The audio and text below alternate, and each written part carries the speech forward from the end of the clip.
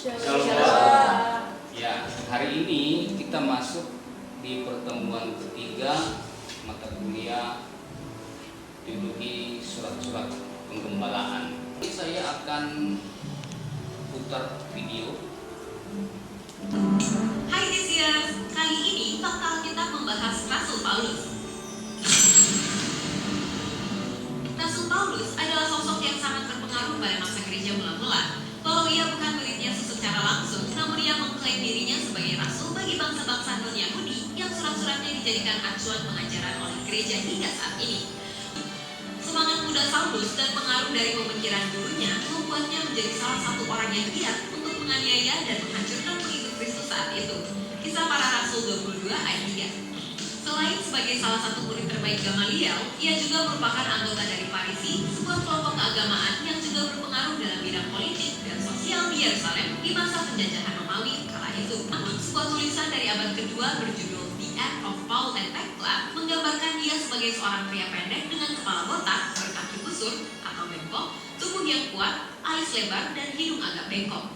Dari video yang tadi, kira-kira saudara sudah bisa menebak topik kita hari ini, yaitu tentang Paulus, si penulis surat-surat penggembalaan.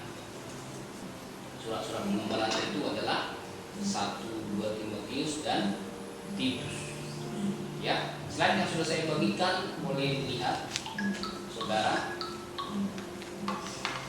Dari video yang tadi itu tentang Paulus, minimal kita sudah dengar siapa itu Paulus, bagaimana kehidupannya sebelum dia percaya kepada Kristus dan bagaimana setelah dia percaya kepada Kristus. Maka sekarang saya mengajak kita untuk belajar. Sumber belajar kita yang saya usulkan adalah buku Alkitab Penuntun Hidup Berkelimpahan. Lihat gambarnya di situ. Saya melihat buku itu ada di perpustakaan, saudara bisa baca untuk sumber belajar lebih lanjut ya. Pertama-tama siapa itu Paulus? Tadi yang saudara dengar ya, sudah namanya Ibrani apa tadi? Saulus. Diambil dari nama raja pertama Israel, yaitu Saul. Dari suku mana dia tadi? Benyamin. Rupanya Saul Benyamin. Saulus di Perjanjian Baru pun rupanya Benyamin. Dia keluarga terpandang, berdomisili di kota Tarsus. Kalau kita dengar videonya, di mana sekarang Tarsus itu? Dengar nggak tadi? Di Turki. Turki di mana sekarang? Kapadokia. Masuk apa itu? Eropa loh itu. Iya, Eropa. Kalau saudara tahu sepak bola Eropa, Turki masuk di situ. Ada yang mau bertanya? Pak. Tadi saya dengar di situ bahwa bahkan kewarganegaraan Paulus itu Romawi, tapi bukannya Paulus itu orang Yahudi, Pak? Silakan buka Alkitab. Kita baca Alkitab, Kisah Rasul pasal 22 ayat 28. Kisah Para Rasul 22 ayat 28, demikian bunyi firman Tuhan. Lalu kata kepala pasukan itu, kewarganegaraan itu kubeli dengan harga yang mahal. Jawab Paulus, tetapi aku mempunyai hak itu karena kelahiranku. Nah, ini kan latar belakangnya kenapa tiba-tiba Paulus bicara soal kewarganegaraan Rom yang dia punya, karena dia disiksa sama prajurit Roma. Tidak membeli kewarganegaraan Roma itu bisa dimiliki seseorang karena dua. Satu, karena kelahiran, memang lahir sebagai warga negara Roma karena orang tua punya kewarganegaraan itu, otomatis anaknya punya warganegaraan itu. Dan yang kedua, bisa dibeli tapi mahal, yang lebih tinggi. Yang lebih tinggi di antara dua cara itu tentu saja karena kelahiran. Mau bertanya, Pak, suku apa sih Rasul Paulus? Karena saya lihat dan beberapa penelitian kalau bahwa di Yahudi itu sudah hilang beberapa suku. Oke, saya mengerti pertanyaannya. Terima kasih Elsa ya. Tentu saja kalau kita membaca Alkitab Perjanjian Lama, kita ikuti sampai ke Perjanjian Baru. paling tidak 10 suku Israel sudah hilang. Ingat pelajaran pengantar perjanjian lama. 10 Israel sudah hilang. Kenapa hilang? Karena dulu Israel itu pecah. Israel bagian utara ibu kotanya Samaria, Israel bagian selatan ibu kotanya Yerusalem. Israel bagian utara takluk sama Asyur.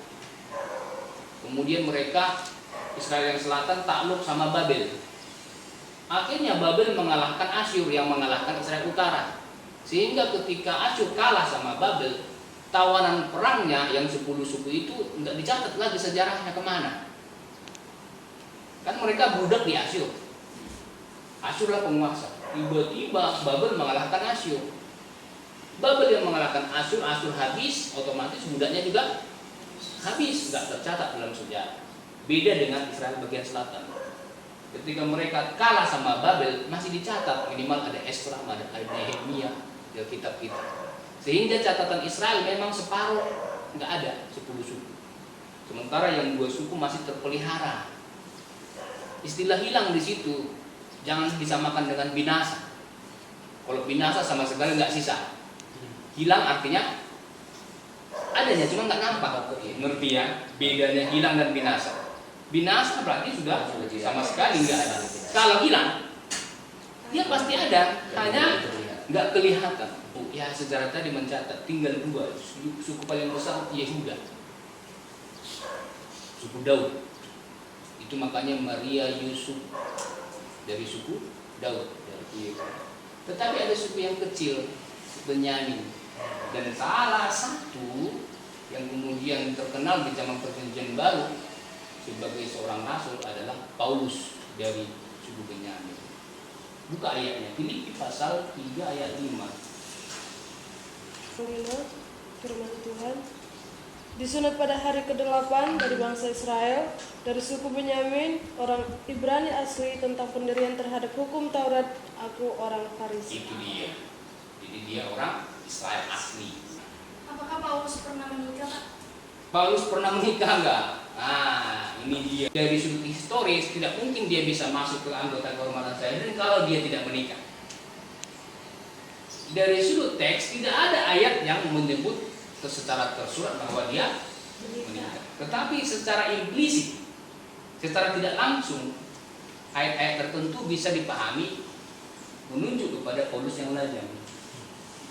Nah, jadi entah Paulus menikah, entah Paulus tidak menikah, sebenarnya yang perlu kita pahami adalah implikasinya jangan salah. Jangan gara-gara memahami bahwa Paulus menikah lalu dia tinggalkan istrinya, sekarang kita merasa bisa begitu. Tidak ada teks secara tersurat yang menyebutkan soal itu, tapi dari penting adalah implikasinya. Saudara jangan salah mempraktekkan. Terus mulai dari kelahirannya, pelatihannya, pertobatannya, perjalanan misinya, sebenarnya semua ada di Alkitab, kisah para rasul utamanya. Paling tidak kelahirannya sekitar 3 Masehi, meninggalnya sekitar tahun 60-70-an. Pada zaman Kaisar Nero. Di diktat yang saya bagikan ada data itu. Alkitab yang Sandra baca setiap hari, juga Alkitab Penuntun Hidup Berkelimpahan, bisa menjadi sumber belajar. Demikian materi pertemuan ketiga. Minggu depan kita akan masuk pertemuan keempat, yaitu penerima surat-surat penggembalaan. Silahkan saudara cari data soal itu ya. Penerima surat-surat penggembalaan. Terima kasih perhatiannya ya. Tuhan berkati.